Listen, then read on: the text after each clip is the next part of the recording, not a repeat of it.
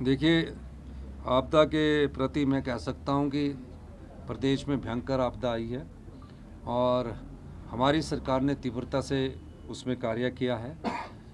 हम राजनीति के लिए आपदा प्रभावित क्षेत्रों में लाभ लेने के लिए नहीं जाते हैं, हम लोगों की सेवा के लिए काम करने जाते हैं। जिस दिन आपदा आई उस दिन पहले दिन मैं खुद जब पता लगा कि थुनाग के एरिया में राशन की कमी है, मैं धर्मपुर विधानसभा क्षेत्र में जो मंडी ज़िले का ही पार्ट है, लोगों को मिलकर आया, उनके घरों को देख कर आया। शाम को पता लगा कि वहाँ हेलीकॉप्टर नहीं उड़ सकता, फिर भी मैंने कहा कि आप चलिए, और हेलीकॉप्टर की सेवा से हमें पहले दिन अनाज पहुँचाया। उसके लिए अगले दिन हमारी कैबिनेट बैठक थी। हमने कैबिनेट बैठक में मुकेश अग्निहोत्री जी जो हमारे उप मुख्यमंत्री थे, उन्हें तुरंत प्रभाव से भेजा और उन्होंने विभिन्न क्षेत्रों का दौरा किया और पानी की योजनाओं के संबंधित में जो अधिकारी थे उन्हें दिशा निर्देश दिए।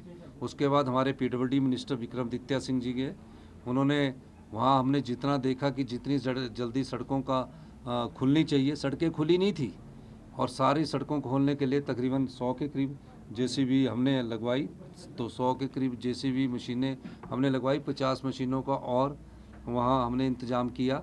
जब सड़कें खुली तभी सभी नेतृत्व वहाँ गया।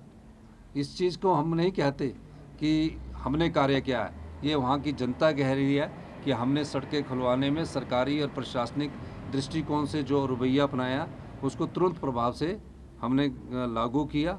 और आज ही अभी हमने एक 5 लाख की ऑफलाइन टेंडर की हमने प्रक्रिया शुरू की कि जहाँ बाढ़ग्रस्त है, चाहे धर्मपुर है, चाहे करसोग है, चाहे सिराज है, इन क्षेत्रों में ऑफलाइन टेंडर ताकि सड़कों का कार्य और तेज़ी से हो, उसको किया जा सके। अब सड़कें खुल चुकी है, लेकिन अब सड़कों को दुरुस्त करने के लिए बहुत समय लगेगा और ये नहीं है कि बहुत बड़ा नुकसान हुआ है। सड़कों दुरुस्त करने के लिए काफ़ी पैसे की ज़रूरत है। हमारी सरकार ने टेम्परेरी तौर पर सड़कें खोल दी गई है और निश्चित तौर पर जो भी जाने गई हैं उस संदर्भ में मैं ये कहना चाहता हूँ कि हमारी सरकार ने एक आपदा राहत पैकेज बनाया है।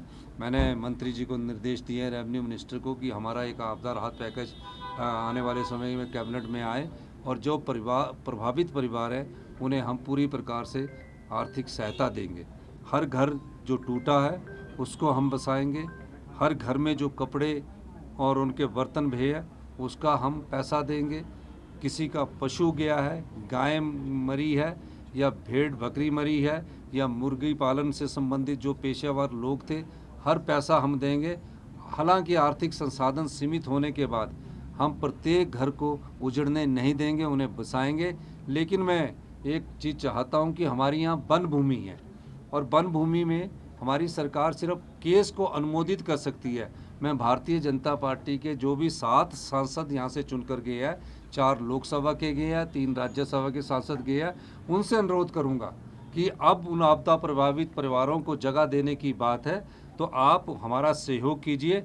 जिनके घर बनने लायक ज़मीन नहीं बची है, 5-5 बीघा जगह है लेकिन एक बिस्वा भी जगह नहीं बची है, उनको मकान बनाने के लिए और कोई जगह नज़र हमारे पास नहीं आ रही है, वहाँ हम वन भूमि में उन परिवारों को बसाना चाहते हैं। सिर्फ मदद ये चाहते हैं कि सातों एमपी हमारे प्रधानमंत्री जी से मिले, होम मिनिस्टर से मिले और वन भूमि में हमें केंद्र हमारे जो पीड़ित परिवार 2023-24 के भी आपदा प्रभावित परिवार है और जो अभी के आपदा प्रभावित परिवार है, उन लोगों को ज़मीन दिलाने में मदद करें।